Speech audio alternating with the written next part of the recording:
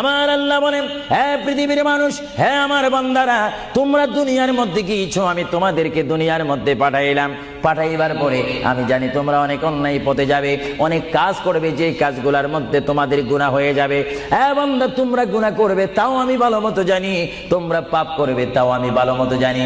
বান্দারে, পাপ করার পরে, গুনাহ করার পরে একাই কি মসজিদের মধ্যে তোমরা কেঁদেছো, রব্বানা যালামনা, বলেন রব্বানা যালামনা আনফুসানা ওয়া ইল্লাম তাগফির লানা ওয়া তুরহামনা লানাকুনান্না মিনাল খাসিরিন বলে বলে মসজিদে কেঁদেছো, আসরের নামাজ পড়ে কেঁদেছো, যোহরের নামাজ পড়ে কেঁদেছো, মাগরিবের পড়ে কেঁদেছো, এশার নামাজ পড়ে কেঁদেছো। এ বান্দা, নামাজের মুসল্লা যখন বসে যাও, আমি আল্লাহকে তোমরা বারবার বল, আল্লাহ আমার গুনাহ মাফ করে দাও। তারপরও আমি তোমাদের গুনাহ মাফ করে নেই। তারপরও তোমরা নিশি রাত্রে, মানুষ যখন ঘুমে যায়, তোমার বিবি যখন ঘুম যায়, তোমার ছেলে যখন ঘুম যায়, তুমি নিশি রাত্রে